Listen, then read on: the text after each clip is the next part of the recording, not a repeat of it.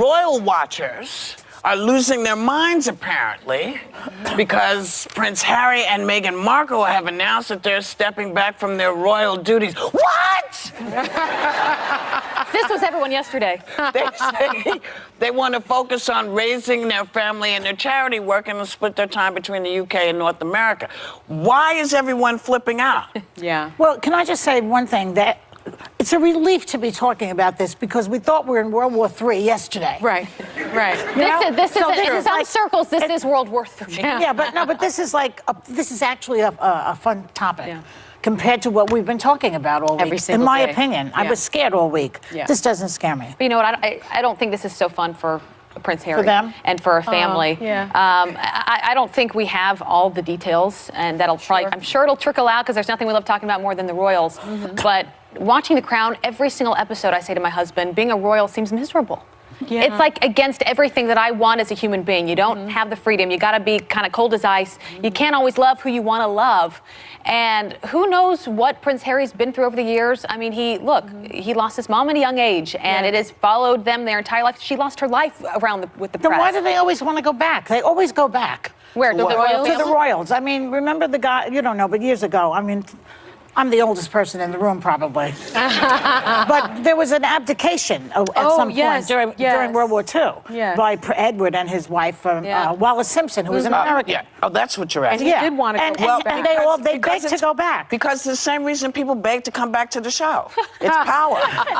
You know? Well, yeah. You know, whenever it's relevance, it's all this stuff. People want to be in the know. Listen.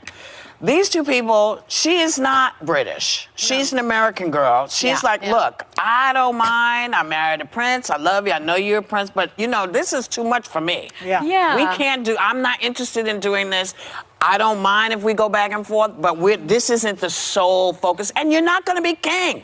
No, you're not going to be king, so what are we hanging for? That's a big part of it. I was actually Let's go to Canada. I was sort of surprised yesterday that so many people were so offended and shocked, and I started looking at some of the headlines about Meghan, and the Daily Mail had this headline: "Is Meghan's favorite snack fueling drought and murder?" And they were talking about the fact that she likes avocado toast. Then the Sun said Meghan made cake cry. The Sun, another headline was Princess Pushy, Meghan is shallow. They're royal hypocrites. So, and those same outlets are now saying, why would she leave? Well, I mean, you know, it was sort of this unprecedented racism and this unprecedented hatred towards her. And the palace, in my view, didn't come out and protect her in the way that we've sort of seen them protect others in the family. And so you think about someone that's being criticized relentlessly. Welcome to C News, where we bring you the hottest takes on everything trending, including the wildest moments in celebrity drama, like this one. Today's story: the Daily Mail took it upon themselves to slam Meghan Markle for delaying her Netflix show due to the wildfires in Los Angeles. Yes, you heard that right. While the city was literally burning down, the Mail decided to focus on the real tragedy, Meghan's career setback. It's a story filled with irony, insensitivity, and, of course, media absurdity. Now, if you're like us and find it both baffling and kind of hilarious how the press just can't seem to stop attacking Meghan, even in the middle of a crisis, you've come to the right place. And if you enjoy the kind of news that makes you laugh, shake your head, and question the world all at once, don't forget to hit that subscribe button. At C News, we're diving deep into the headlines and serving you the latest stories, served with a side of sarcasm and a dash of wit. So, if you want to stay up to date on the latest royal drama, celebrity absurdities, and everything in between, join the C News squad. We promise you won't regret it, unless, of course, you're the one writing for the Daily Mail. The Daily Mail recently found itself under intense criticism after its coverage of Meghan Markle and the delay of her Netflix show, which was impacted by the devastating fires in Los Angeles. The report sparked outrage, particularly for its tone and lack of sensitivity in a time of crisis. In the piece, the Daily Mail seized on the news of the delay of the highly anticipated series, portraying it as yet another setback in a string of controversies surrounding Meghan Markle. Instead of acknowledging the serious nature of the fires, which led to the displacement of thousands of residents and claimed numerous lives, the article quickly pivoted to focus on how the delay could affect Meghan's career trajectory. This stark disregard for the tragedy unfolding in her home city was met with swift backlash. While the Mail's critique of the delay was framed as a professional setback, many found it to be an unnecessary and insensitive attack on Meghan's personal and professional life. The fires, which were consuming large parts of California, had a profound impact on many people, including Meghan Markle, who was no stranger to the devastating effects of wildfires. Her own home, located in the Montecito area, was under evacuation orders. Given that the region was in a state of emergency, it seemed utterly tone-deaf for any outlet to suggest that her focus should have been entirely on the Netflix project, ignoring the overwhelming circumstances surrounding her and her family. The timing of the Daily Mail's report only seemed to amplify the public's frustration. People were quick to point out how disconnected the story felt, with the Mail seemingly turning an environmental disaster into fodder for celebrity gossip. Rather than taking a more empathetic approach, the article positioned Meghan's delay as a career obstacle, citing it as a potential blow to the former actress' reputation. There was little consideration for the fact that Meghan, like so many others, was personally affected by the fires and, in all likelihood, struggling with the emotional toll of seeing her community under threat. The situation only grew more complex as it was revealed that Meghan had been heavily involved in efforts to support local communities during the fires. She had been in contact with local organizations and was offering assistance wherever possible, which made the Mail's narrative of her career being held hostage by circumstances seem all the more absurd. Critics began to call out the Daily Mail for its portrayal of Meghan as out of touch with the real-world problems that people were facing. Some observers even pointed to the irony of a media outlet that has frequently criticized Meghan for her supposed desire to escape public scrutiny now using a tragedy to criticize her career decisions. It wasn't lost on many that the Mail's relentless criticism of Meghan Markle often seemed to ignore any empathy for the very real human struggles that can shape someone's professional life. In the face of the public outcry, the Daily Mail doubled down on its coverage, defending its stance by claiming that the reporting was merely an observation of how the Netflix delay could impact Meghan's brand. But for most, this defense rang hollow. The outrage wasn't simply about a celebrity news story gone wrong, but about how Meghan Markle was being painted as insensitive, despite being an active part of the response efforts in her local community. The fallout from this incident further fueled the ongoing debate about the media's treatment of Meghan Markle, with many accusing the British press of continuing its campaign of harassment and vitriol against her. Over the years, Meghan has been the subject of intense scrutiny, often faced with backlash for her every move.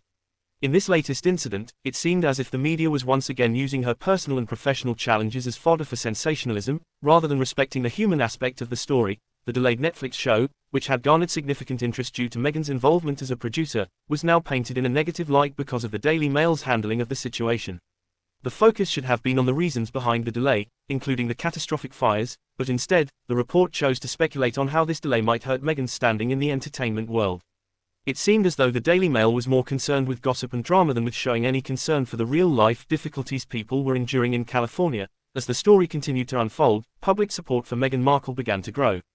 Many took to social media to express their outrage at the Daily Mail's coverage and rallied behind Meghan, defending her right to focus on her family and community during such a challenging time.